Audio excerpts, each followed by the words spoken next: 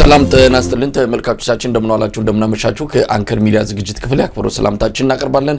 ዛሬ የፈረንጆች ገና ነው። ይህንን በዓል ለምታከብሩ ኢትዮጵያውያን ኤርትራውያን በሙሉ እንኳን ለገና በዓል አደረሳችሁ እንላለን። በዛሬው የአንከር መረጃ ክፍለ ጊዜ በተለያዩ ጉዳዮች ላይ በማተኮር መረጃዎችን የምንሰጥበትና በተወሰኑት ላይ ሐሳብ የምናካፍልበትን መድረክ ነው ይዘን እየመጣ ነው። ከገለታው ዘለቀ ጋር መልካም በዓል አብራችሁ ነው።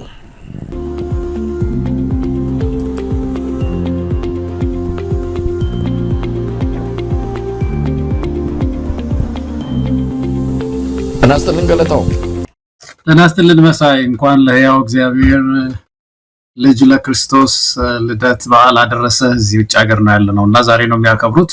እንኳን አደረሰ አድማጭ ተመልካቾችን ሁሉ እንኳን አደረሳችሁ። በሚቀጥለው ሳምንት ደግሞ እንደዚሁ የሚቀጥለው ጊዜም የኛን ሀገር እናከብራለን።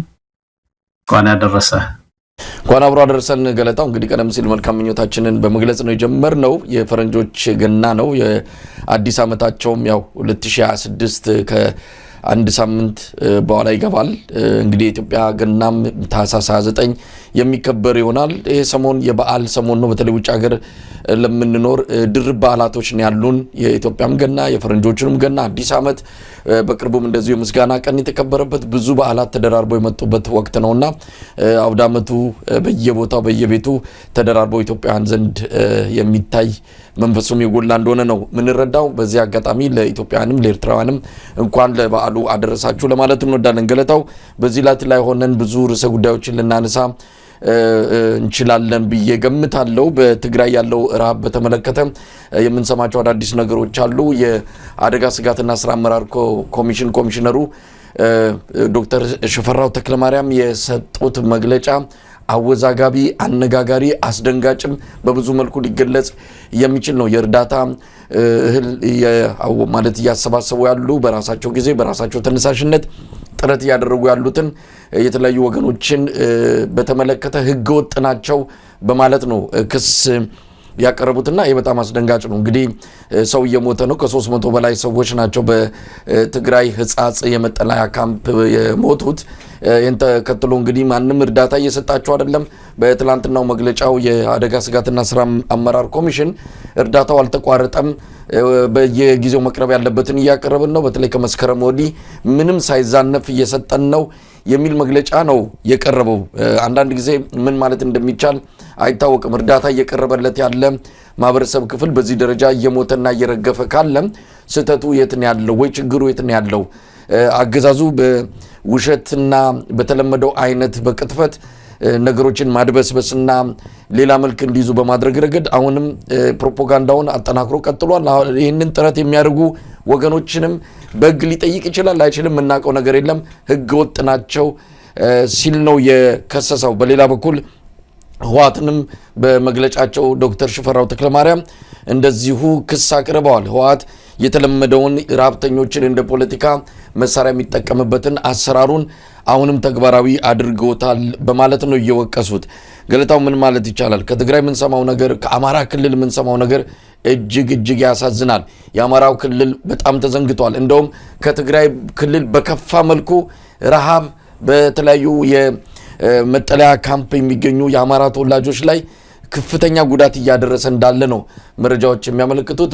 በደሴ በዙሪያ በሐይቅ እንደዚሁም ጃራ መጠለያ ካምፕ በደብረ ብርሃን በ3 ቦታዎች ከፍተኛ ረሃብ ተከስቷል። የሚረዳቸው የለም። እንደውም በአማራ ክልል ያለው የከፋ የሚያደርገው መጠለያ ውስጥ ሁሉ አይደለም የሚገኙት። አንዳንዶቹ መጠለያ ሁሉ ተነስቶባቸው በየዛፍ ስሩና በየጥሻው ስር ወድቀው ነው የሚገኙት። እንዲህ አይነት ሰብአዊ ቀውስ ያለባት ሀገር ናት ኢትዮጵያ። ይህንን ድጋፍ ለማድረግ የተነሳሱ ኢትዮጵያውያንን ነው የአብይ አህመድ አገዛዝ ህጋዊ እርምጃ ለመውሰድ ይመስላል ዳርዳር እያለ ነው። ህገ ወጦች ናቸው ሲል ክስ እያቀረበ ያለው ምን ማለት ይቻላል? ገለጣው ከሰይፍ ያመለጡ የትግራይ እናቶች፣ አባቶች፣ ልጆች ከድሮን ያመለጡ ወጣቶች፣ እናቶች፣ አባቶች ከጥይት ሀሩር የሚያመልጡ አምልጠው ድንኳን ውስጥ የተጠለሉ እናት፣ አባት፣ ህፃናት በረሃብ ነው እየረገፉ ያሉት። በረሃብ እየረገፉ ነው ያሉት ከጥይት ያመለጡ።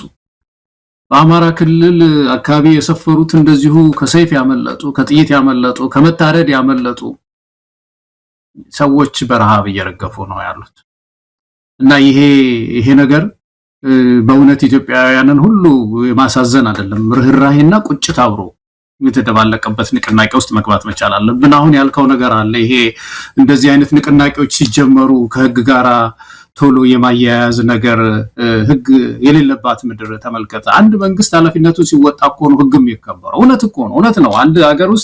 በአንድ ሀገር ውስጥ ሰዎች ተነስተው ዝም ብሎ የገቢ ማሰባሰብ ስራ መስራት አይችሉም። የተመዘገበ ድርጅት ከሆነ ያ ድርጅትን መቼም እንደሚያሰባስብ ማሳወቅ ሊኖርበት ይችላል። ግን ይሄንን ለማድረግ ኃላፊነቱን መንግስት ተወጥቷል ወይ እኮ ነው ትልቁ ጥያቄ ማለት። ስለዚህ ህዝብ ህገወጥ ይሆናል። ይሄ እኮ በዓለም ላይም የታየ ነገር ነው። በዚህ በብዙ ጊዜ ያነሳ ነው በምግብ ሴኩሪቲ በምግብ ደህንነት ውስጥ በተለይ ከዚህ እንደ አደጋ ስጋት መከላከል የሚባሉ ድርጅቶች መንግስት ራሱ የኢትዮጵያን የምግብ ዋስትና ደረጃውን እኮ በየጊዜው ማሳወቅ አለበት ለህዝብ። የት ነው ያለው? አሁን ለምሳሌ የተፈናቀሉ ሰዎች የምግብ ዋስትናቸው ምን ያህል ነው? ለ3 ወር የሚበሉት አላቸው? ለ6 ወር የሚበሉት አላቸው? ነው ምንም የላቸውም የሚለው ነገር ከማን ነው መስማት የነበረብን መሳይ? ይሄ እኮ መስማት የነበረበት እኮ የአደጋ መከላከልና ዝግጁነት ምናምን የሚባለው ኮሚሽን እኮ ነበር። ይሄ ስራው አፕዴት ማድረግ አለበት የምግብ ዋስትናውን ደረጃ ማለት ነው።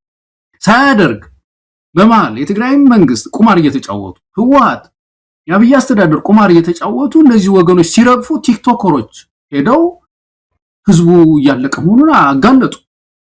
ስለዚህ መንግስት ህግ ስለማያከብር ህግ ሰብረው ገንዘብ መሰብሰብ እኮ አለባቸው። ይሄ ሰው ህይወት ማዳን ነገር እኮ ነው። ብዙ ጊዜ አንድ ሰው በጥይት ተመቶ ደም እየፈሰሰው ከሆነ እኮ የምትጠብቀው ነገር የህግ ጉዳይ አይደለም እኮ። መጀመሪያ ደግሞ ማስቆም ነው አይደለም መሳይ? መጀመሪያ ኢመርጀንሲ የፈርስት ኤድ ጉዳይ ነው። ወንጀለኛም ቢሆን እንኳን እኮ ነው ወንጀለኛ ቢሆን ተመቶ ከሆነ ፖሊስ መጀመሪያ የሚወስደው ሆስፒታል ያድነዋል። መጀመሪያ አድኖ ወደ ፍርድ ያቀርበዋል።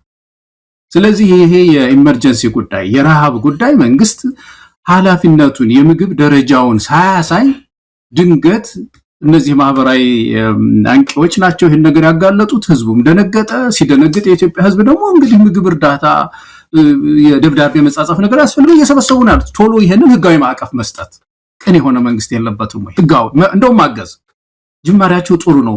በምን እንርዳችሁ ሄዶ ተራምዶ መንግስት ነው ማለት ያለበት። አደናቅፎ እርዳታ እንዳያገኙ እነዛ ሰዎች እንደገና እንዲያልቁ የወጣውን ደብዳቤ አይቼዋለሁ። ከኢትዮጵያ መንግስት ያወጣው መግለጫ እኛ እርዳታን እያደረግን ያለ ነው። ህወሓት ግን እዛ የደረሰው ምን እንደሚያደርገው አናቅም አይነት ነገር ነው። ይህም ሞኒተር እያደረገ እየተከታተለ ይበላሉ ወይ ይጠጣሉ ወይ በድንኳን ያሉት እንደውም መመለሱ ቀርቶበት እዛ ያሉት እንኳን በረሃብ እንዳይረግፉ ማድረግ ሲገባው ቁማር እየተጫወተ ነው ያለው። ስለዚህ ይሄ ጉዳይ ህገወጥ ከሆነ ወጣቶች ይሰየው ህገወጥ ይሁን። ህገወጥ የሆነ ሁሉ ጊዜም ቢሆን ህዝባዊ ትግል ህገወጥ ነው መሳይ እንደምታውቀው።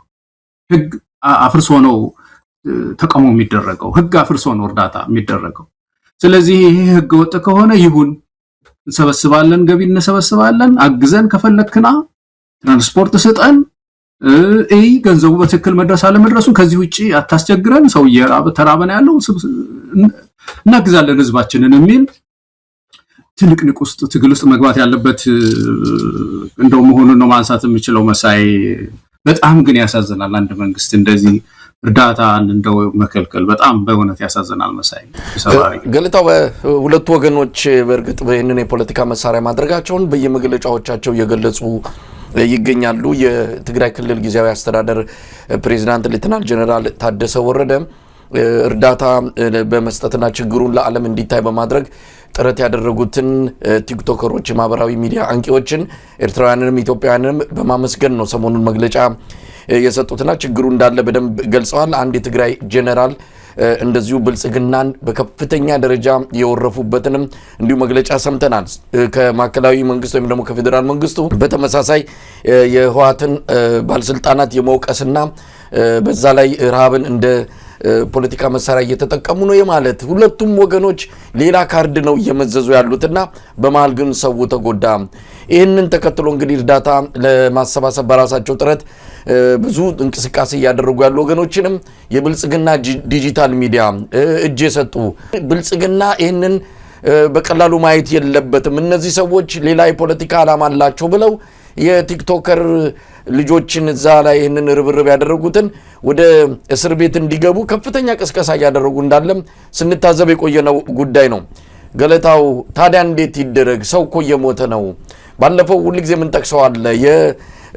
ቦረናውን ድርቅ የምናስታውሰው ነው። ያ ሁሉ ከብት ሲያልቅ የሰው ልጅ በእንደዛ አይነት ገጽታ ስንመለከተው ኢትዮጵያውያን አንችልም። መተዛዘን መረዳዳት ባህላችን ነው። ስለዚህ በራሳችን ጥረት ቅስቀሳውን አድርገን የተወሰኑ አካላትም ወደዛ ሄደው 4 ወር 5 ወር ቆየ በኋላ ነው የኦሮሚያ ክልላዊ መንግስት ምላሽ መስጠት የተጀመረው። ከዚህ በኋላ እርዳታው በሙሉ በኔ በኩል ማለፍ አለበት አለ። ለዘረፋም እንዲመቸው ነው። እንደሰማነው ከሆነ ብዙም የተዘረፈ አለ። እስካሁንም ቦረናና ጉጂ በድርቅ ውስጥ ነው ያሉት። ስለዚህ እንዲህ አይነቱ አካሄድ እንደው ምን ተብሎ ሊገለጽ ይችላል? አሁን የዚህ የመንግስት የወጣው መግለጫ መንግስት በተለይ ፌደራል መንግስቱ ማለት ነው አብይ አህመድ አስተዳደር እዛ ህጻጽ ይሁን ሌሎች ካምፓውን ህጻጽ ወጣ ለአዲግራትም ለምንም ለቅርብ ስለሆነ ለከተማም ቅርብ ስለሆነ ነው ወጣው። እንግዲህ ርቀው ደግሞ የሰፈሩ አሉ መሳይ ተመሳሳይ ህይወት ነው የሚኖሩት የሚባለው እዚህ ደብረ ብርሃን አካባቢ ወደ ወሎ አካባቢ የሰፈሩ ሰዎች እኮ ችግር ላይ እንደሆኑ ረሃብ እንዳለ ህጻጽ ውስጥ እኮ ረሃብ እንዳለ መንግስት ያውቃል። ይችን የመከላከያ ደብዳቤ ራስን የመከላከያ ደብዳቤ አንድ መንግስት እንዴት ያወጣል? ቀደም ብሎ እኮ አያውቅም ማለት አንችልም እኮ ያውቃል እኮ ረሃብ ላይ እንዳለ ዝም ብሎ ሲያሰርባቸው ቆየና ሲጋለጥ መከላከያ ነገር ለመጻፍ ሞከረ። እኔ አይደለም ህወሓት ነው ያስራባቸው። ህወሓት ከኔ በኩል የተቋረጠ ነገር የለም እየላኩኝ ነው ያለሁት፣ ግን ህወሓት ነው ያስራባቸው። አንድ መንግስት እንዴት እንደዚህ ሊል ይችላል? ህወሓት አስርቦስ ከሆነ አይቀጣውም ወይ? ታዲያ ምን ይሰራል ፌደራል መንግስት? አሁን ቀድም ያልከው የማንን ጎፈር ያበጥራል? ስልጣን የተሰጠው ለፌደራል መንግስቱ ይሄ አይደለም? እንደዚህ አይነት ኢሰብአዊ የሆነ ድርጊት ሲፈጸም የት ነው የደረሰው ነገሩ? እንዴት ሰው በረሃብ ያልቃል ብሎ ቡድን ልኮ ቶሎ አይቶ አንጀታቸውን ዳብሶ እነዚህ ሰዎች እርዳታ እንዲያገኙ ማድረግ ነው ወይስ የመከላከያ ደብዳቤ መጻፍ ነው ያለበት ፌደራል መንግስት? እና ይሄ የሚያሳየው ደሊብሬት ነው መሳይ ሆን ተብሎ የሚደረግ ነገር ነው። ኢትዮጵያ ላይ የወረደው ነገር ሰው አንዳንድ ጊዜ ይሄን ስትነግረው ለማመን ይከብደዋል። ሆን ብሎ እንዴት አብይ አህመድ ያጠቃኛል ይላል። ሆን ብሎ ወይ ከውቀት የተነሳ ከስተት የተነሳ ይሆናል እንጂ ሆን ብሎ አጠቁኝ የሚለው የሚያጋንኑ ሰዎች ናቸው እነዚህ ሚዲያዎች ይላል። ሆን ብሎ ነው እየገደለው ያለው ኢትዮጵያን ህዝብ። ከኋላ ከጀርባ አለው ብዙ ኃይል አለ። ኢትዮጵያን ማፍረስ የሚፈልጉ ኃይሎች በሰፊው እየሰሩ ነው ያሉት፣ ይሄን ህዝብ እያስራቡት ነው። ስለዚህ እኔ አሁን የነዚህ የተደራጁ ወጣቶች ታሪክ ሰርተዋል፣ መቀጠል አለባቸው። እስቲ ታሰሩም እንደሆነ እናያለን። ኢትዮጵያን ከዚህ በኋላ ተባብረን መነሳት አለብን። ከዚህ የበለጠ ጉድ የለም። እስካሁን የምናነሳው የመብት ጉዳይ ነው፣ መፈናቀል ጉዳይ ነው። ረሃብ ለአንድ ቀን ጊዜ አይሰጥም። የአማሮች በረሃብ ላይ ያሉት ጋምቤላ ውስጥ በግጭት ምክንያት አሁን የምናነሳው ነው በረሃብ ላይ ያሉት። ኦሮሚያ ክልል፣ ሶማሊያ ክልል ውስጥ በረሃብ ላይ በጣም ብዙ ሰው ነው ያለው መሰለኝ። ስለዚህ ተባብረን እነዚህ ወገኖችን የሚያስር ከሆነ ደግሞ ለስርዓት ለውጥ እንደገና ተባብሮ መታገል የሚያስፈልገን ነው የሚሆነው መሳይ። ገለታው ሌላው በአማራ ክልል ያለውንም ሁኔታ የተዘነጋ ይመስላል። እንደውም ሪፖርቶች የሚያሳዩት በተለያየ መልኩ ማረጋገጥ የቻልነው በአማራ ክልል ያለው እንደውም የከፋ ነው። ቀደም ሲል እንዳልኩት መጠለያ አጥተው እንደ ዱር እንስሳ በየዛፍ ጥላ ስር በየጫካው በየጥሻ ውስጥ እኮ ወድቀው ቀርቷል። የአማራ ተወላጆች ከተለያዩ የኦሮሚያ አካባቢዎች በተለይም ከወለጋ የተፈናቀሉ በሺዎች የሚቆጠሩ የአማራ ብሔር ተወላጆች አደጋ ላይ ነው ያሉት፣ እየሞቱ ነው። ከፍተኛ ሰብአዊ ቀውስ ነው የተከሰተው። ባለፈው የአንድ ከፍተኛ መንግስታቱ ድርጅት የእርዳታ ኃላፊ እዛ ሄደው በጣም በእንባ ታጅበው ነው ሁኔታውን የገለጹት። እንደው መሳይ እንደዚህ እኛ መቼም እንግዲህ ማጥናት አልተቻለም፣ ያጠኑ ሰዎችን በቅርብ ማየት አልተቻለም። ግን አንዳንድ ሪፖርቶችን የምንሰማቸውን ሪፖርቶች እኮ ጠቅለል አድርገን ካየን ባለፈው ያነሳናቸው 5 የምግብ የዋስትና ደረጃዎች ውስጥ እኮ ከ3 እስከ 5 ነው ምድሪቱ ያለችው። የአንደኛና ሁለተኛ የሚባል ይሄ በቂ ምግብ ያለበት አካባቢ የለም። ሶስተኛው ማለት ያለን ቅርስ መሸጥ መጀመር ማለት ነው። አሴት መሸጥ መጀመር ማለት ነው። ሰው አልጋውን ይሸጣል፣ በሬውን ይሸጣል፣ አንድ ጊዜ 6 ወር ይቆያል፣ ሌላውን በሬ ይሸጣል፣ ሌላውን ላም ይሸጣል፣ በጉን ይሸጣል። እንደዚህ አይነት ነገር ቅርሱን እየሸጠ የጣት ቀለበቱን ይሸጣል። እንደዚህ እያደረገ ያለበት ሁኔታ ነው ያለው ከሰራተኛው ጀምሮ። 4ኛና 5ኛው የሚባሉት የከፉ ናቸው። 5ኛው በሌላው ዓለም ፋሚሊ የሚታወጅበት ማለት ነው። ይሄ ድርቅ ችግር አዋጅ የሚጣልበት ማለት ነው። ለምሳሌ ክልሉ አሁን ትግራይ ውስጥ ይሄ አዋጅ መጣል ነበረበት፣ ግን የፖለቲካ መጫወቻ ብቻ ነው ወዲያ ወዲህ ሲያደርጉ። 4ኛ አካባቢ ደግሞ እንደዚሁ ከፍተኛ የረሃብ ሰው የመሞት ምልክት የሚታይበት ነው። ይሄ አማራ ክልል አለ፣ ኦሮሚያ ክልል አለ፣ ብዙ ክልል አለ። አማራ ክልል የቆየ እንደምታውቀው ከየቦታው ተፈናቅለው ከደራ ተፈናቅለው የመጡ አዲስ አበባ ሲለምኑ እኛ እናቀለም ወይ መሳይ አዲስ አበባ ውስጥ ከሽሮ ሜዳ እኮ አንስተህ ከዛ ከመድኃኔዓለም ቤተክርስቲያን አንስተህ ከላይ ድረስ እኮ በሰልፍ የሚለምኑት የደራ ተፈናቃዮች ነበሩ። እዛ ያለው በረሃብ ላይ የነበሩ ስትጠይቃቸው የትንታግ የነበሩ ገበሬዎች ለሰው የሚተርፉ ገበሬዎች እኮ ናቸው። አንዱ አሁን ሲያጫውቱኝ ለሰው የሚተርፉ ገበሬ ናቸው። በጣም ሙክት ያርዱ የነበሩ ከነ ልጆቻቸው ልመና ወጣው። ይሄ ጉዳይ አዲስ አበባ ያለ ነው። እንግዲህ ደብረ ብርሃንም አይቻለሁ፣ ሄጃቸዋለሁ። ያንን የተፈናቀሉበትን ቦታ ተደንብ ጎብኝቻቸዋለሁ፣ አይቻቸዋለሁ። ብዙዎቹ ትምህርታቸውን አቋርጠው የሚበሉት ምግብ ተመጣጣኝነት የለውም። የሚተኙበት ቦታ ያሳዝናል መሳይ። ከስር ዝናብ ትንሽ ከጣለ ዝናቡ ገብቶ ነው የሚያሰቃያቸው። ደግሞ 1 ዓመት አይደለም ይሄ 2 ዓመት አይደለም፣ በቃ ቋሚ የሆነ ኑሮ ነው የሚኖሩት። ለበሽታ ተጋልጠዋል፣ ለረሃብ ተጋልጠዋል።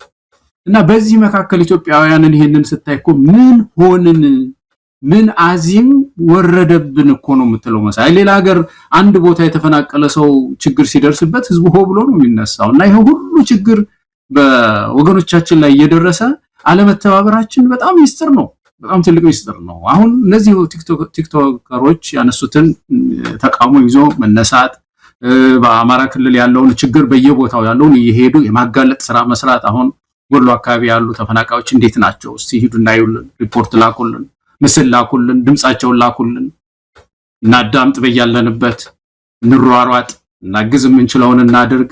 ለተቃውሞም ይሄ ስርዓታዊ ለውጥ ለማምጣትም ምናልባት ህዝቡን ያነሳሳው ይሆናል። ስለዚህ ያልከው ነው መሳይ። በየቦታው እኔ እንደው የከሌ በሳሌ የሚባል ነገር የለም። በከፍተኛ ችግር ውስጥ ተፈናቃዮች በከፍተኛ ችግር ውስጥ ነው ያሉ።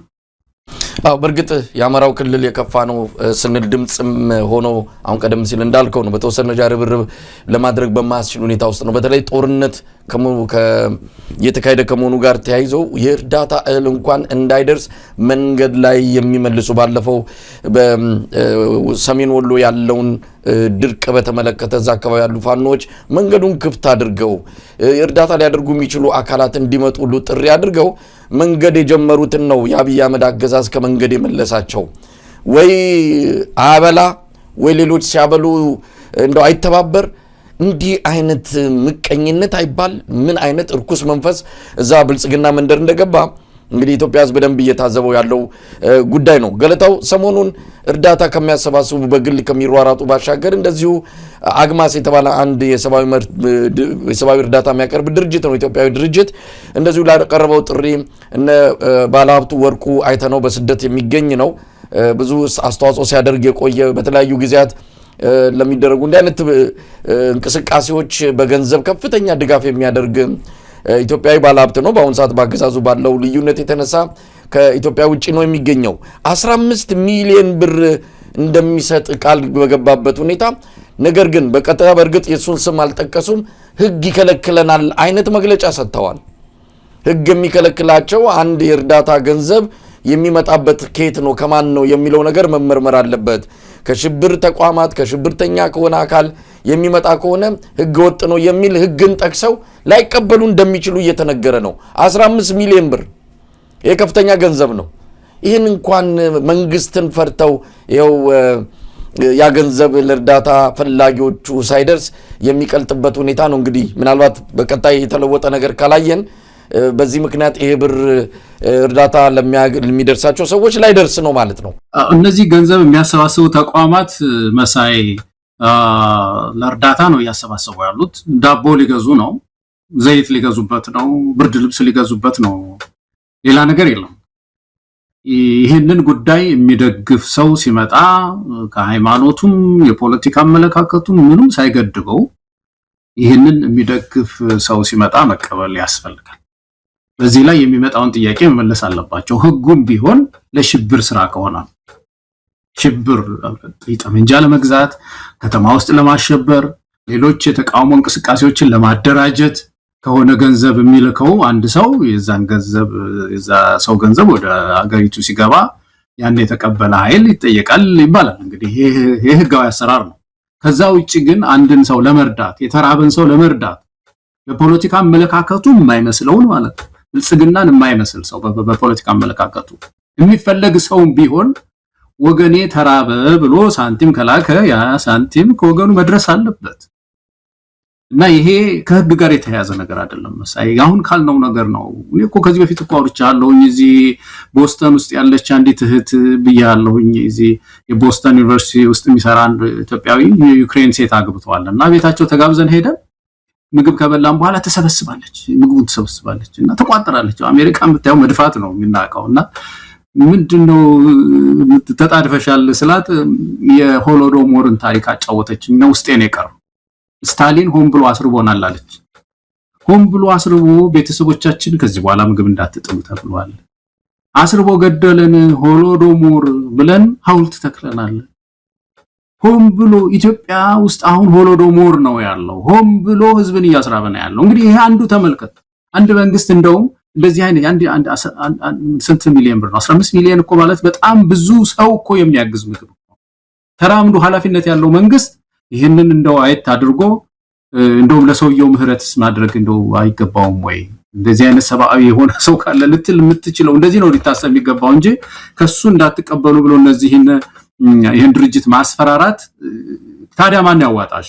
አሁን እዚህ እኛም ማዋጣት አንችልም ማለት እኮ ነው መሳይ። እንግዲህ እኛም አሁን በዚህ ድርጅት በኩል ወገኖቻችን መድረስ አንችልም። ሌሎች ወገኖች ሁሉ እዚህ በፖለቲካ አመለካከታቸው ከመንግስት የራቁ ፕሮፌሰሮች፣ ሐኪሞች፣ ሀብታሞች አሉ በጣም ብዙ። እነሱ ሁሉ ወገናቸው መድረስ አይችሉም ኢትዮጵያ ውስጥ ባሉ ድርጅቶች አማካኝነት ማለት ነው። ይሄ ነው ሆሎዶሞር የሚባለው መሳይ። እኔ በጣም ያሳዝናል በእውነት። ኢትዮጵያውያን እንተባበር። የሥርዓት ለውጥ ካልመጣ ይሄ መንግስት ህዝባችን ማለቁ ነው መሳይ፣ ህዝባችን ማለቁ ነው በእውነት።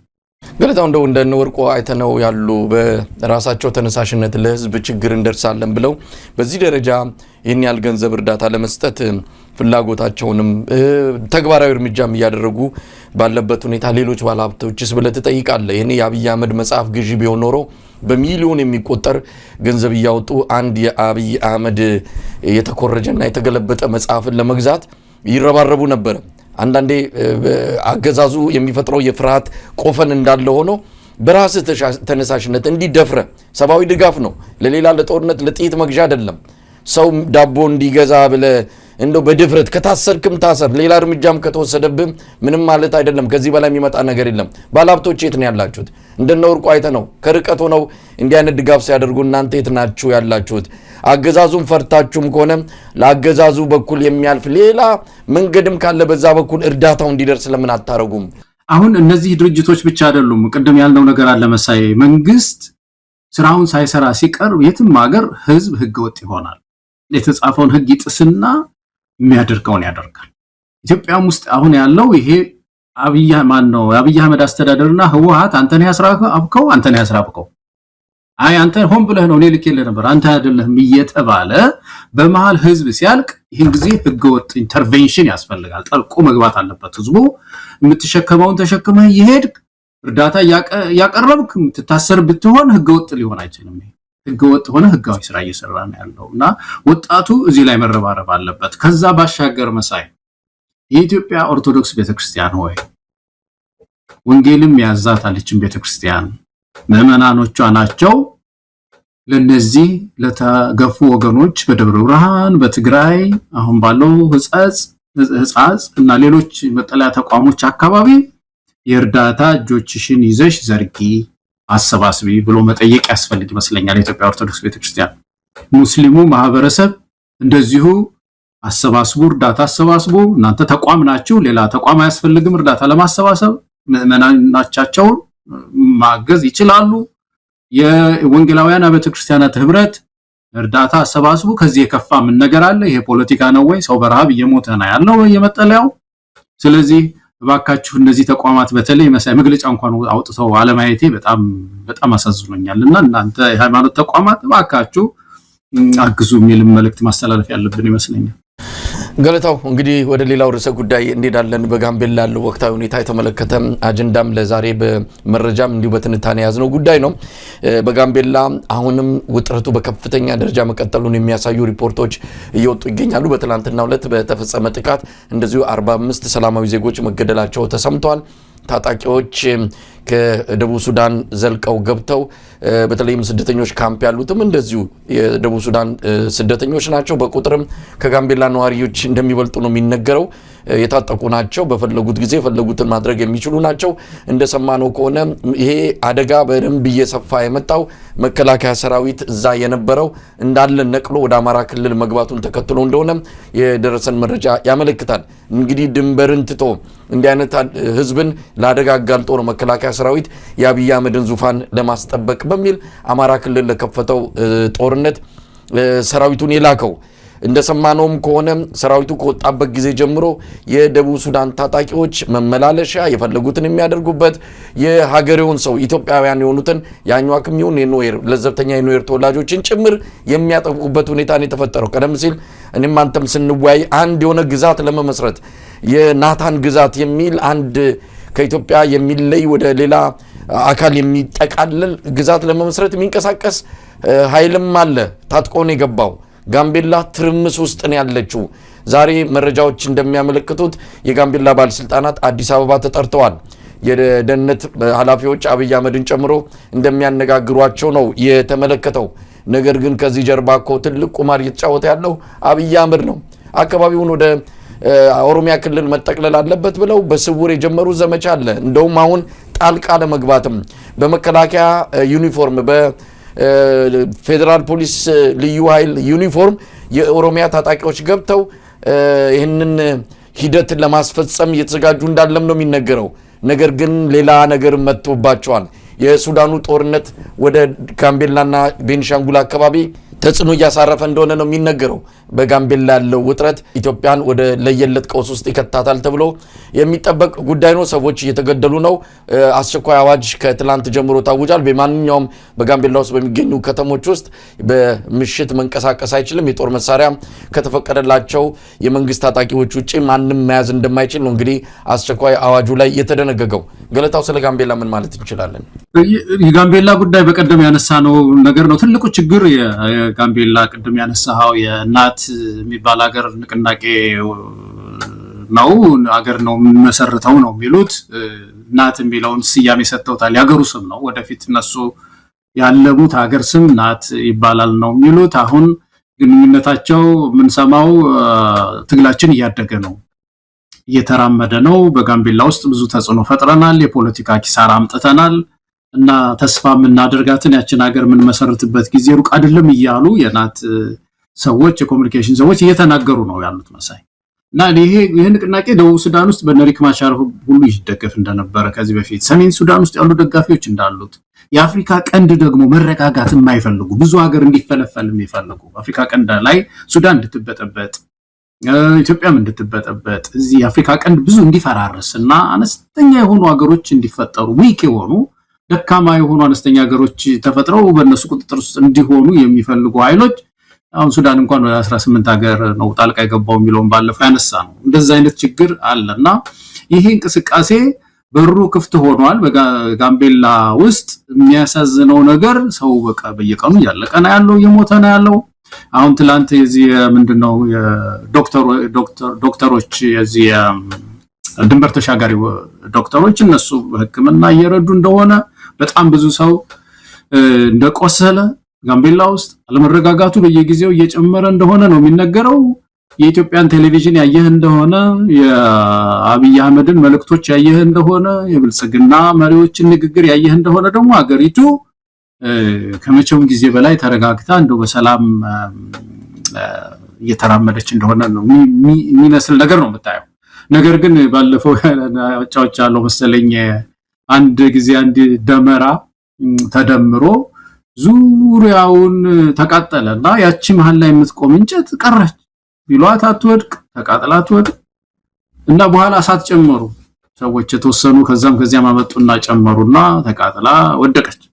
እና ዙሪያውን ተቃጥሎ ብቻውን እየተወዛወዘ ያለ መንግስት ነው መሳይ። ምድሪቱ በሙሉ በጋምቤላ ተመልከት፣ በአማራ ክልል ተመልከት፣ በትግራይ ተመልከት፣ ኦሮሚያ ውስጥ ተመልከት፣ አሁን ሶማሌ አካባቢ እና በኦሮሚያ አካባቢ ያሉ ግጭቶችን ተመልከት፣ ደቡብ ውስጥ ያሉ መለስተኛ ግጭቶችን እንመልከት። አገሩን በሙሉ በእሳት በረሃብ እየለበለበ ነው ወሎል ይያለ አለሁ ሰላም ነኝ ይያለ ያለውና ይሄ በህዝባዊ ቢተኝነት መውደቅ ነው ያለበት እንደው ከዚህ ጋር በተያያዘ እንደዚህ አይነት ቀውስ ውስጥ ጋምቤላ ገብቶ አንድም መግለጫ አንድም በጉዳዩ ዙሪያ ማብራሪያ ለምንድን ነው የማይሰጠው ምን እስኪሆን ነው የሚጠበቀው እኔ አንዳንድ ጊዜ እዚህ አገዛዝ ባህሪ በጣም የሚገርም ነው ምንም እንዳልተፈጠረ ነው አንድም የመንግስት ሚዲያ ጋምቤላ ምንድን ያለው እስካሁን እኮ ባለው መረጃ 200 ሰላማዊ ዜጎች ሞተዋል እንደው 200 ሰላማዊ ዜጎች ሞት በሌላ ሀገር ቢሆን ምን አይነት ንቅናቄና ምን አይነት ትኩሳት እንደሚፈጥር እኮ ይታወቃል በዚህ ጉዳይ ላይ ብልጽግና ምንድነው አቋሙ ምንድነው ያደረገ ያለው ምንድነው ድንበር ሳስቷል መሳይ ሳሳ ድንበሩ ሳሳል ከመቼውም ጊዜ በላይ ድንበር በጣም ሳስቷል እንዳለ ኃይላት ወታደራዊ ኃይላት በሙሉ ከህዝብ ጋር ነው የተዋደቀ ያለው ከህዝብ ጋር ነው ከፋኖ ጋር ነው ከወላ ጋር ነው በየቦታው ትግራይ ውስጥ ችግር ሊነሳ ይችላል ብሎ አስፈሯል በቃ በአፋር በኩል ችግር አለ ብሎ አስፈሯል ድንበር ግን ዙሪያውን በጣም ሳስቷል አሁን በኬንያ በኩል ብዙ ስለማትፈልገን ነው ኬንያ በተፈጥሮ እንደዛ ስለሆነች ካልሆነ በስተቀር ሳስቷል በጋምቤላ በኩል ይሄ እምቅ ችግር ስለነበረ እንደዚህ አይነት የተሳከረ ራዕይ ያለን የሚሉ ሰዎች የታጠቁ ኃይሎች የነበሩበት ስለሆነ ደቡብ ሱዳን ስትፈርስ ፋፉ እነሱ ሰሜን ሱዳን ትርምስ ሲገባ ፋፉ እነሱ ስለዚህ ይሄንን ኃይል የሚመክት እዛ ስላልሰፈረ ጋምቤላ ከባድ ችግር ውስጥ ነው የወደቀችውና ይሄንንም ደግሞ እንደዚህ አይነት ችግር አለ ብሎ መናገር እንደ ፖለቲካ ኪሳራ ነው በብልጽግና ሂሳብ ውስጥ እንደምታውቀው አይደለም ይሄ ረሃብ አይነገርም ማንደው ዝም ብሎ የተፈጥሮ ነው መንግስት ጋር ምንም ግንኙነት ባይኖረውም የተፈጥሮ ችግርም ቢኖር እሱ አይዘገበም የሚዘገበው ምንድነው ብልጽግና ነው አሁን በቀደም ተመልከት የምንድነው የብሉምበርግ ላይ ነው የወጣው የኢትዮጵያ ገንዘብ በዓለም ላይ ካሉ 3 ሀገራት ደካማ ገንዘቦች መካከል አንዱ ሆነ ብሎ ዘገበ በዓለም ላይ ካሉ ሀገራት እኮ ነው የኢትዮጵያ ብር አንዱ ሆነ ብሎ ብሉምበርግ ላይ ወጣ እንደዚህ አይነት ሪፖርት ወጣ ኢኮኖሚው ይሄ አሁን አይዘገበም በዚህ ጉዳይ ላይ የኢኮኖሚ ምሁራን በኢትዮጵያ ቴሌቪዥን ቀርበው ችግሩ ምንድነው እንደዚህ አይነት ነገር እኮ ብሉምበርግ ላይ እኮ ወጣ እኮ ገንዘባችን እኮ ለዚህ ሆኖ ያቀም ይባል ነገር የለም ምንድነው ታዲያ ያንን ለማስተባበር በጣም አስገራሚ ነገሩ እንዲህ አይነት ሪፖርቶች በዓለም አቀፍ ደረጃ ሲወጡ ወዲያውኑ የፋይናንስ ባለስልጣናት የተለያዩ የብልጽግና ሰዎች ይመጡና ልቦለድ ሰርተው ይመጣሉ ወይም ያልተባለ ነገር መጣው ወይም ያልተደረገ ነገር የሌለ ስኬት መጥተው ይነግሩናል ሰሞኑን ይሄ ነገር መውጣቱን ተከትሎ የብሔራዊ ባንክ ገዢ የተትረፈረፈ የውጭ ምንዛሪ ያለን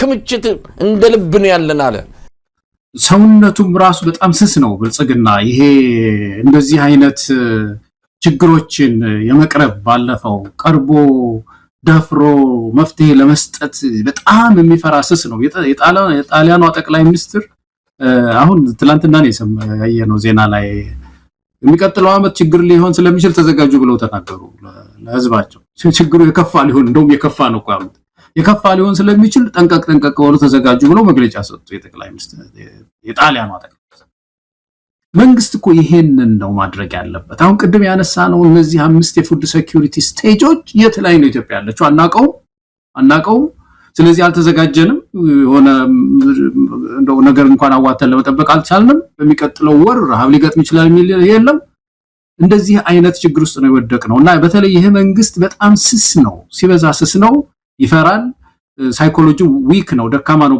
ብዙ ጊዜ ማስተናል ይሄ ከችግር ለመሸሽ ነው ገና ሲመጣ ወደ ስልጣን ሲመጣ የመጀመሪያው የአብይ አህመድ ስራ ቢሮ መቀባት ቢሮ ማሸድና ሽቶ ማርከፍከፍ በእንትን ውስጥ መልካም ሽታምጡ መልካም ነገር እዩ ቢሮአችሁ ውስጥ ውጭ ያለው አስፈሪ ነው ኢትዮጵያ ውስጥ በየቦታው የሚለምኑ ልጆች ናቸው የሚታይ ውስጣችሁን አሳም ከዛ ካንዱ ቢሮ ወደ አንዱ ቢሮ ካንዱ ጥሩ ቢሮ ወደ አንዱ ጥሩ ቢሮ እየተዘዋወሩ ስብሰባ የሚያረጉ ሰዎች አያነሱትም ይሄንን ተጋፍጦ ሰፊ ትከሻ ያለው መሪ ነው መሳይ አሁን በዚህ ሰዓት ኢትዮጵያ የሚያስፈልጋት እና አንዱም ያ ነው ሳይኮሎጂካል የሆነ ድክመትም ነው ከጭካኔው ማሻገር ያ ችግር እንዳለ ነው የሚሰማኝ ገለታው ከዚሁ ከጋምቤላ ቀውስ ጋር በተያያዘ የሱዳንንም ጉዳይ እንመልከት አሁን የተለያዩ ዓለም አቀፍ ዘገባዎችም ይሄ የሱዳኑ ቀውስ ወይም ደግሞ ጦርነቱ ቀጠናዊ ሊሆን ተቃርቧል የሚል መረጃ ሪፖርትም እያወጡ ይገኛሉ። ከዚህም አንፃር ቻድን ጨምሮ በዙሪያ በሱዳን ያሉ ሀገራት ሊነካኩ ይችላሉ፣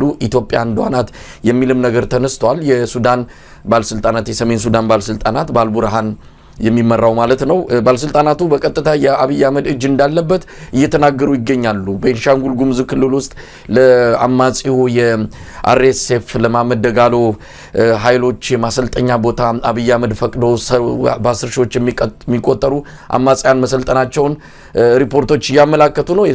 የሱዳን ባለስልጣናትም ይህን ገልጸዋል። ይህንን ለመከላከል ወደ አካባቢው ጦር ማስጠጋታቸውም እየተነገረ ነው። ስለዚህ ሱዳን ምናልባትም የኢትዮጵያ ሁኔታ በዚህ ከቀጠለና ለተባበሩት አረብ ኤሚሬት ቅጥረኛ ሆና በሱዳን አጠቃላይ ሁኔታ ውስጥ እጇን የምታስገባ ከሆነ ጦርነቱን ወደ ቀጠናዊ ወደሆነ መልክ ለመቀየር የሱዳን ባለስልጣናት ምንም የማያመነቱ እንዳልሆኑ እየተናገሩ ነው። ማንም ተነክቶ ማንም ደፍርሶ ማንም በሰላም አይኖርም የሚል አንድ የሱዳን ጋዜጣንም እንደዚሁ በርዕሰ አንቀጹ ማውጣቱን ነው ሰሞኑን ያነበብ ነው። ስለዚህ ጉዳዩ እየሰፋ መጥቷል። ዛሬ የአልቡርሃን ወደ ቱርክ አካባቢ አቅንተዋል። እንግዲህ የተለያዩ ሀገራት 18 ሀገራት አካባቢ ነው እጃቸውን ያስገቡት። ዋና መሪ ተዋናያ የተባበሩት አረብ ኤሚሬትስ ናት። ከፍተኛ የሆነ ሀብት እየሰበሰበች ነው ያለው። በተለይ ወርቅና ነዳጅ ላይ አተኩራ ደቡብ ሱዳንና ሱዳን በአጠቃላይ ምስቅልቅላቸው እንዲወጡ መሳሪያ በማቅረብ ኢትዮጵያን እንደ ቅጥረኛ መንግስት አይታ አስገብታ ከፍተኛ ችግር እየፈጠረች ነው ያለችው። ይሄ ነገር ወዴት ሊያመራ ይችላል? በእንቅርት ላይ ጆሮ ደግፍ። የውስጡን ቀውስ ገና አልተሻገር ነው። ገና ሌላ ቀውስ በየቦታው እየተፈጠረብን ከእንደገና በጎረቤት ሀገር ጣጣ ደግሞ ሌላ ዙር ቀውስ ውስጥ ልንገባ ዳርዳር እያለብን እንዳለ ነው የሚነገረውና ይህንንስ እንዴት ተመለከተዋለን? ሪጅኑ መሳይ እንግዲህ መቼም ከዚህ የባሰም ነገር ሊገጥመው እንደሚችል ምንም ጥያቄ የለውም። አሁን የሱዳን ጉዳይ እንደምታየው በቀላሉ በቅርብ ርቀት ብሔራዊ መግባባት ወይም ደግሞ አንዱ አሸንፎ ማዕከላዊ መንግስት የመቆጣጠር ጉዳይ አይታይም። እንደዚሁ የኃይል ሚዛኑ እንደዚሁ ሊቆይ ይችላል። በተለይ የኛው ሚሊሻው ሄዶ ሱዳንን በሙሉ አሸንፎ ጠቅልሎ ስልጣን ይይዛል የሚባል ትንታኔ የለም። ብዙ ሰዎች አያስቡም እንደዚህ። ያኛውም ደግሞ ኃይል ያንሰዋል፣ ጨርሶ ሊያጠፋው አይችልም ይሄኛው። ስለዚህ ምናልባትም እንደዚሁ ተከፋፍለው ወደ ሀገር መሰረታለን ወደሚል አይነት እንቅስቃሴ ሊሄዱ ይችላሉ የሚል ነው እና ይሄ ጉዳይ ደግሞ እንዳልከው ቀጣናውን እየጎዳ ነው የሚሄደው። ከሁሉ በላይ ግን የሚያሳዝነው ቀጣናው አንድ ተቋም እንኳን አልወለደም፣ አልፈጠረም። አሁን ለምሳሌ ኢጋድን ብትወስድ አንዳንድ ሀገሮች ምን ይስማማሉ? እንደ ኢጋድ አይነት ስብስብ ሲፈጥሩ እንደዚህ አይነት የኪሳራ አንድ ሀገር ሲገጥመው ከፍተኛ ማዕከላዊ መንግስት ሲፈርስ እንደ ሰላም አስከባሪ ሆነው ይገባሉ፣ ገብተው ይቆጣጠሩታል። ለምሳሌ የዩናይትድ ኔሽንስ አይነት ሰላም አስከባሪ እንደሚገባው አይነት ማለት ነው። ገብቶ ይቆጣጠርና ለተወሰነ ጊዜ ከዛ ብሔራዊ መግባባት እዛ ሀገር ውስጥ እንዲመጣ እና መንግስት እንዲቆም እንደገና ማዕከላዊ መንግስት እንዲቆም በተመጣጠኑ ኃይሎች መካከል ብዙ ህዝብ እንዳያልቅ መፈናቀል እንዳይመጣ ይደረጋልና ኢጋድ ጨርሶ የለውም። እንደዚህ አይነት አስቦት ሁሉ የሚያውቅ አይመስለኝም እንደዚህ አይነት ነገር ተረባሩ እና ይሄ አንዱ ሌላ እንደዚህ አይነት ሴናሪዮስን ለመቋቋም የሚያስችል ተቋም ያልገነባ ቀጣና ስለሆነ ችግሮች እየባሱ መሄዳቸው የሚቀር አይመስልም። አሁን ተስፋ የነበረችው ኢትዮጵያ ነበረች። ኢትዮጵያ በእግሯ ጠንክራ ቢሆን ኖሮ የውስጥ ሰላሟን አስከብራ ቢሆን ኖሮ እንደ መልህቅ ናት። አንከር ስቴት ነው የምትባለው። እዛ አካባቢ አስተባብራ ዓለም አቀፉን ህብረተሰብ አስተባብራ ራሷም ወዲህ ተሯሩጣ ቀጣናው እንዲረጋጋ ማድረግ የምትችልበት ሁኔታ መፍጠር ነበረባት። ግን የአብይ አህመድን አካሄድ ተመልከተው። እንዴት ነው የሚሄድ የነበረው? የባለፈውን ዲፕሎማሲ ተመልከተው። ምስራቅ አፍሪካ ላይ ምንድነው የሚያደርገው? ጓደኝነት የሚፈጥረው ከነማን ጋር ነው? ሶማሌላንድ ሄድና ከዛ ከስልጣን ከወረዱት ሰውዬ ጋር ጓደኝነት ፈጠረ። በዛ ኤምኦዩ ተፈራረመ እንደምታስታውሰው። ከዚህ ደግሞ ከፈጥኖ ድራሹ ጋር ጓደኝነት ፈጠረ። እዛ ማዶ ተሻገረና ደግሞ ከዩኤኢ ጋር ጓደኝነት ፈጠረ እና አንድ ሰልፍ አመጣዝ። ከዛ ደግሞ ይሄን ሰልፍ ያዩ ኃይሎች ደግሞ ሌላ ሰልፍ እዛ ጋር ፈጠሩና እነዚህ ሰልፎች ምስራቅ አፍሪካን ሲያተራምሱት ነው የቆዩትና እኔ የዚህ የሱዳን ጉዳይ ጥያቄ የለውም መሳይ። ኢትዮጵያውያን ግን በሮቻችንን ጠበቅ አድርገን በተለይ አሁን በቀጥታ የሚያገኘን የናት ንቅናቄ ነው። የናት ንቅናቄ እዛ ስለተረበሸለት ቤዛ አገኘ፣ መሳሪያም ያገኛል፣ ወድቆ ሁሉ መሳሪያ ያገኛል። እርዳታውን ተወውና ወድቆ ሁሉ ያገኛል። ሱዳን ውስጥ ወድቆ ያገኛል። ሰሜን ሱዳን ውስጥ ወድቆ ያገኛል። በቀላሉ ይገዛል። ህገወጥ የመሳሪያ ዝውውር እንደ ልብ ነው ያለው። ስለዚህ እየታጠቀ ራሱን ያስታጠቀ ያለ ንቅናቄ ስለሆነ እኛ ከጋምቤላ ውስጥ ሀገር መሰረታለሁ የሚል በቀጥታ አግኝቶናል። ያገኘናል ሳይሆን ያገኘን ችግር ነው ይሄ። ስለዚህ የቀጣናውን ጉዳይ እንደው ኢትዮጵያውያን እያየን መተባበር ቤታችንን እንደገና የማነጽ ስርዓት ለውጥ አንጥቶ ጠንከር ያለ መንግስት የመገንባት ስራችን ይመስለኛል የሚመስል እንግዲህ በድጋሚ የአገዛዙን የመረጃ ፍሰትን በተመለከተ ነው። ያው ለጉዳዩ እንደው በጠንከር ባለ መልኩ አጀንዳ አድርገው መረጃውን ሰብስበው ለኢትዮጵያ ሕዝብ የሚነግርም የግልም ሚዲያ የለም። ያው የግል ሚዲያ ሙሉ በሙሉ ያጠፋበት ሁኔታ ነው ያለው። አንዳንዶቹን በተለያየ መልኩ ከገበያ እንዲወጡ አድርጓል። ጫና በእጅ አዙር በመፍጠር አሁን ለሱ የሚያጨበጭቡ ማሲንቆ የሚመቱ ሚዲያዎች ብቻ ናቸው የበረከቱት። ይህን በተመለከተ ሰሞኑን የእናት ፓርቲም የውጭ ጉዳይ ኃላፊ እንደዚሁ ጌትነት ወርቁ የተናገረውን እንደው ለመዋሰያል ነው። በኢህአዴግ ጊዜ የነበሩት ሚዲያዎች ስርዓት አንቆለጳጳሽ ናቸው። የአሁኖቹ ሚዲያዎች ደግሞ የግለሰብ ማሲንቆ መቺ ናቸው ነው ያለው፣ የአንድ ግለሰብ። ስለዚህ እንዲህ አይነት ነገሮች አሁን ዙሪያችን ላይ ያለውን የፖለቲካ ነውጥ፣ ዙሪያችን ላይ ያለውን አጠቃላይ እንቅስቃሴ ለህዝቡ መረጃ የሚሰጥ እንኳን ሚዲያ የለም። እንደኛ አይነቱ ምናልባት ሌላ አካል ካልሆነ በስተቀር ህዝቡ እኮ ምንም የሚሰማው ነገር የለም። ኢትዮጵያ ዙሪያዋን እሳት ሊነድ ይችላል። ውስጧ እየተፍለከለከ ነው ያለው። ብዙ ነገር ተበላሽቶባታል። ይህንን ኢትዮጵያውያን እየተነገራቸው አይደለም። በመረጃ ጨለማ ውስጥ ነው የሚገኙትና ይሄም በራሱ ትልቅ አደጋ ሆኖ የመጣ ጉዳይ ነው። ከዙሪያችን ካነሳና ቀር ያው ግብጽ ዞራ መታ ይኸው የወደቡንም ጉዳይ ግብጽ የፈለገችው ማድረግ የምትችልበትን ሁኔታ በከባቢያችን እየፈጠረች ነው። የጅቡቲን ወደብ ለማልማት ተፈራርማለች። የአሰብን ወደብ ለማልማት ተፈራርማለች። ስለዚህ በደንብ አድርጋ እጇን ወደ ምስራቅ አፍሪካ ወደ ዙሪያችን ከበባ እየፈጸመችን ያለችው ሰሞኑን የሰማነው የግብጽ በሁለት ወደቦች በአሰብና በጅቡቲ ባለው ወደብ ላይ ተፈራረመችው ስምምነት ለኢትዮጵያ መርዶ ብሎ መግለጽ የሚቻል ነው። ብዙ ነገሮች እየተነካኩ ነው። ብዙ ነገሮች እየተያዙ ነው። በተለያዩ መንገዶች የወደብ ተጠቃሚ የወደብ ባለቤት የምንሆንበትን እድል ሁሉ እያጨናገፈ እያጨለመ እየዘጋ ያለ ግለሰብ ነው። ትልቅ አደጋ ነው ገለታው የመጣብን። በጣም መሳይ ያልነው ነገር ነው። ብዙ ጊዜ ሁለት ነገሮች ተገጣጠሙ። በአንድ በኩል የግብጽ ዝንባሌ ነው። ግብጽ ብዙ ጊዜ ይሄንን አዲስ አይደለም የተመኘችው፣ ግን እስካሁን አስቻይ ሁኔታዎች አልተፈጠሩም ነበረ። ኢትዮጵያም ተጽዕኖ ነበራት። በተለይ ጅቡቲ አካባቢም ብዙ ብር ነው የምትሰጠው። የጅቡቲ ህዝብ ግማሹ የጂዲፒው ግማሹ የኢትዮጵያ ብር ለወደብ የምንከፍለው ማለት ነው። በኤርትራ በኩልም የኤርትራ መንግስት ይህንን የውጭ ኃይል አንጥቶ የመስጠት ፍላጎትም አልነበረውም። አሁን ይሄ ሰውዬ ያለው ንቅናቄ ያለው የእብደት እንቅስቃሴ እነዚህ ሀገሮች እንግዲህ ስሌት ውስጥ እንዲገቡ ያደርጋቸዋል ማለት ነው። ያሰላሉ ቁጭ ብለው እኛ ጦርነት ውስጥ አንገባም፣ ምናችን ሞኝ ነው፣ ሰው ያልቃል ነው። ስለዚህ ወደኛ ጋር መጥቶ ጠንከር ያለ መጥቶ ዓለም አለው ካለ ለሱ እንሰጣዋለን፣ እሱ ጋር ይጋጭ ሄድና የሚል ስሜት ውስጥ ይገባሉ። እና እንግዲህ አንዱ የዚህ በቀጣናው ላይ ኤርትራም የጅቡቲም አንድ ስሌት ነው ይሄ። ሁለተኛው የግብጽ ደግሞ ተገጣጣሙ ያለው የግብጽ ደግሞ ከባድ ረሃብ ነበራት እዛ አካባቢ። በተለይ የዚህ አባይ ወንዝ ግድብ ስላለ እንግዲህ በዚህ ጉሮሮን ከያዛችሁን የምዛም ጉሮሯችሁን ይዛሉ አይነት ነገር እኮ ነውና ከባድ ችግር ውስጥ ነው የወደቅነው መሳይ። አሁን በቀደም ጅቡቲ ውስጥ የጅቡቲ መንግስት የሆነ የህግ ለውጥ አንጥቶ የኢትዮጵያ ዕቃ ሲጉላላ ነው ሰሞኑን አሁን የወጣ ሪፖርት። በጣም ሲጉላላ ነበር ዕቃችን። የህጉ እንትን በደንብ አላጠናሁትም፣ ግን አዲስ ነገር አምጥታ አዲስ አሰራር አምጥታ ከፍተኛ መጉላላት ገጥሞን ነው ከፍተኛ። አሁን ችግሩ መፈታቱንም አላውቅም። እና ይሄ ሁሉ ጉድ ምንድነው ችግሩ ካልን ኢትዮጵያ ውስጥ ያለው ሰውዬ አካሄዱ ያንን የምኦዩ ከጀመረ ጊዜ ጀምሮ በየቦታው እየሄደ በተለይ ከግብጽ ጋር ያለው ሰጣ ገባ ጥበብ የጎደለው ፖለቲካ ይዞ ሲንቀሳቀስ መውጫ መግቢያችንን መፈናፈኛችንን ሁሉ ችግር ውስጥ እየከተተው ነው ያለው ማለት ነው መሳይና እኔ ከዚህ የራቀ ነገር የለውም። የኢትዮጵያ ችግር እንደው በአንድም በሌላ መንገድ ግን መሳይ መቼም የኢትዮጵያ ዲፕሎማሲ ያለ ፖለቲካ ለውጥ በፍጹም አይታከም።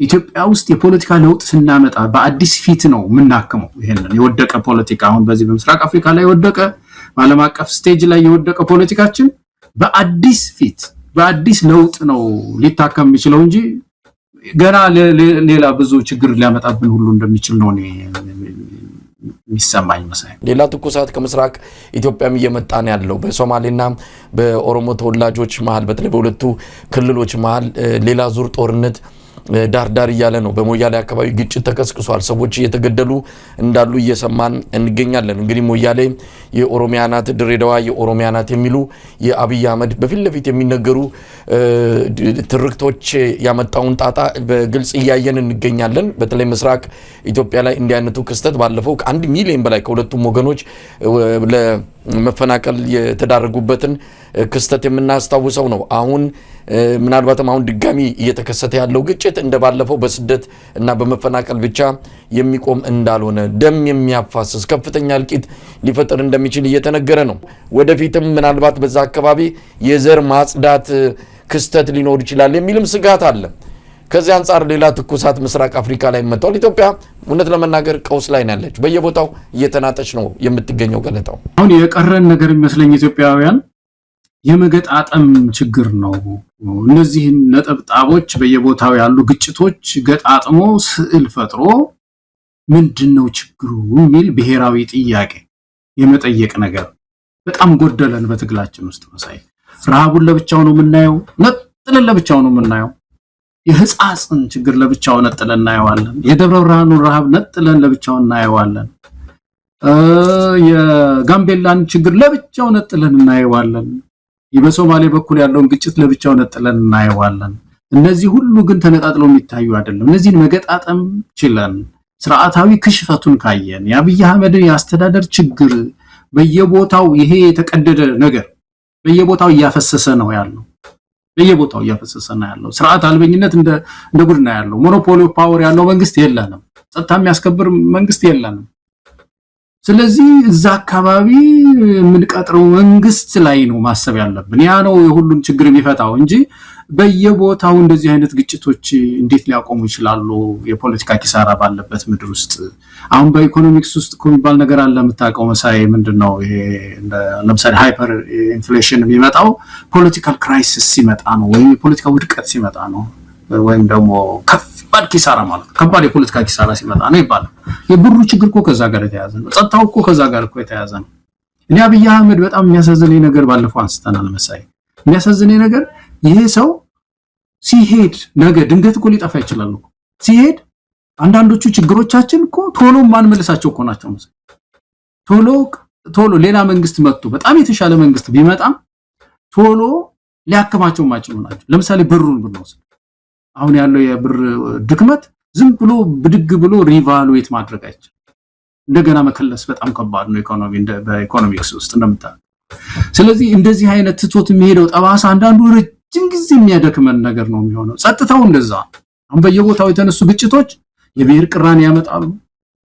ያ የብሔር ቅራኔ ደግሞ ቶሎ ከህብረተሰቡ አእምሮና ልብ ውስጥ ላይፋቅ ይችላል። ብሔራዊ መግባባት ለማምጣት ደፋ ቀና ሲባል እንደገና ሲደከም ዲኬድስ ሊፈጅብን ይችላል፣ 10 ዓመታት። ስለዚህ እኔ ኢትዮጵያውያን ቅድም ያልነው ነው እነዚህን ነጠብጣቦች ወጣቶች፣ በተለይ እናንተ ቲክቶከሮች ወጣቶች፣ ተንታግ የሆኑ የኢትዮጵያ ወጣቶች ልጆች አሏት ምድሪቱ፣ የተማሩ ምሁራን አሏት እና ነጠብጣቡን እንሳለው እስቲ። የት ጋር ነው ችግሩ? ምንድነው የሆነው? ኢትዮጵያውያን ህመሞች ሁሉ እኮ ምልክት አላቸው አይደለም? አንድ ሰው አንድ ጊዜ አንዲት እህት የፊቷ በጣም ሽፍ ብሏል መሳይና በየቦታው የሄደ ዶክተር በቃ አንዳንዱ ምን ይሰጣታል መሰለ፣ ይሄ የሎሽን አይነት በቃ ይሄንና ተጠቀም ይሄንን ተጠቀምና በኋላ አንድ ዶክተር ችግሩን አገኘ። የጨጓራ ህመም ነው አለ። ጨጓራሽ ውስጥ የሆነ ችግር ስላለ ነው ብሎ ለጨጓራ መድኃኒት ሲሰጣት ነው የተሻለ። እና የችግሩ መንስኤ ኢትዮጵያ ውስጥ የፖለቲካ ነው ችግር ነው። በየአካባቢው ያሉ ግጭቶች የዛ ዋና ችግር ነጸብራቅ ስለሆነ እኔ እንደው ይሄ መንግስት ለውጥ መምጣት አለበት፣ አብይ አህመድ በቃ ይልቀቅ፣ ከስልጣን ልቀቅ የሚል ንቅናቄ እሱ ነው መፍትሄ መስሎ የሚታየኝ መሳይ።